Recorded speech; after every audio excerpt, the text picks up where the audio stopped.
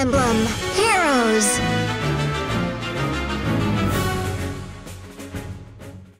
There are some maps in Heroes that make you scream with joy. Or, well, at least it makes me scream with joy. I don't know about you, but I do.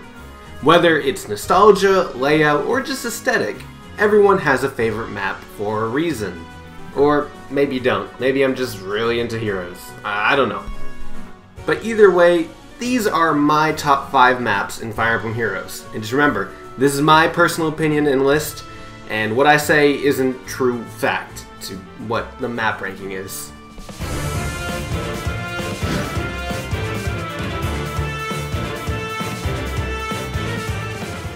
This one may bother a few people, but Ike's final map in Chapter 10 is one of my favorites. There's one big downside for it, and that's completing it within 6 turns. I absolutely despise turn limits, but this map makes it okay because of what this map is. The map is a recreation of Chapter 8 from Path of Radiance, which is, in my opinion, one of the greatest maps in Fire Emblem history. Seeing it remade and just playing on it just gives me this nostalgic and epic feeling. I shamelessly love this map because of nostalgia and the music and Ike and Path of Radiance and just everything, but don't worry.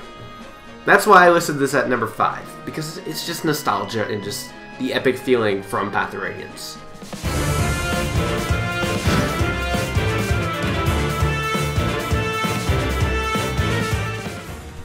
Heroes maps always revolve around gimmicks or special terrain, and I don't mind that, but sometimes I want a break from it. I want a clear map, which is where Chapter 2 Part 5 comes in.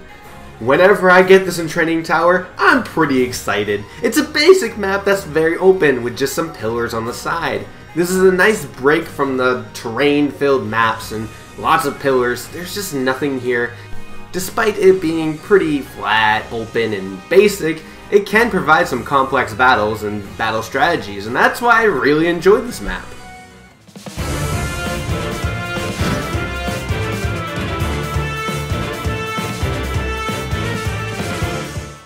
Paralog 3 Part 3 may be based on a terrible map from FE7, but I love it in Heroes. It's balanced so well between the enemies and the allies, and either side doesn't seem to have an advantage or disadvantage. They both have something in their way, and they're spaced out far enough.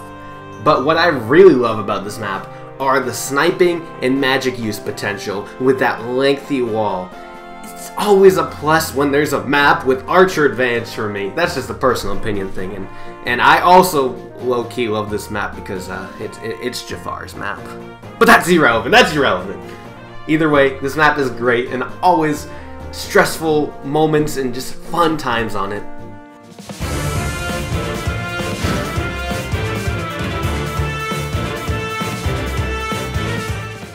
It's strange to say that a seasonal one made this list, but Paralog 4 Part 1 makes me so happy every time I get it and play it.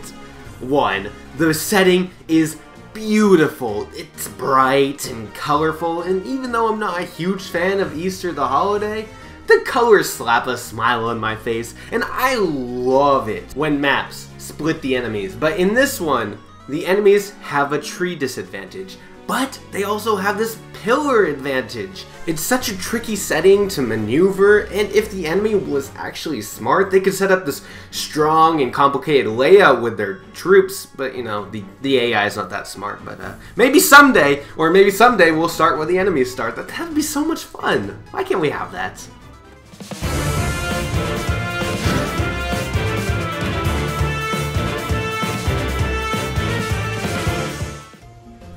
Before going into my number 1 pick, here's an honorable mention, which goes to The Mountain of Fear, Chapter 11, Part 3. Not because it's from Echoes and technically Fates, but because it's intense. It's 6 turns of defending, but the player is split up on the very opposite side of the enemy. It makes the player think for 2 separate teams, or 1 if you have flyer units, but either way, it provides nail-biting situations that I absolutely adore, and I always love playing on this map, despite the fact that I can't auto-battle in it, but that's irrelevant.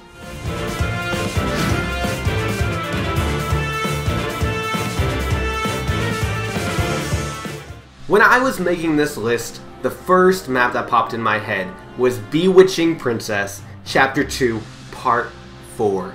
Every time I get said map, I'm a very happy player. I'll admit, the enemies have it pretty unfair here if you have an archer or a mage. But if you do not, you are screwed. So this is a PSA. This entire video is actually just propaganda to get you to get an archer or a mage on your team. Mostly archers. Archers are cooler, but just get an archer. Either way, this map is exciting. It looks awesome. It's a blast to play. The music is great, and I just love it so much, and I'm just always happy when I see this when I get in Training Tower. And that's why I name it as my favorite map. Thank you all for watching. I hope you enjoyed. You know, I need to start naming these videos my top 5 instead of just top 5, because everyone seems to forget that this is my opinion, not a stated fact. But either way, let me know your opinion in the comments. I'll see you guys later.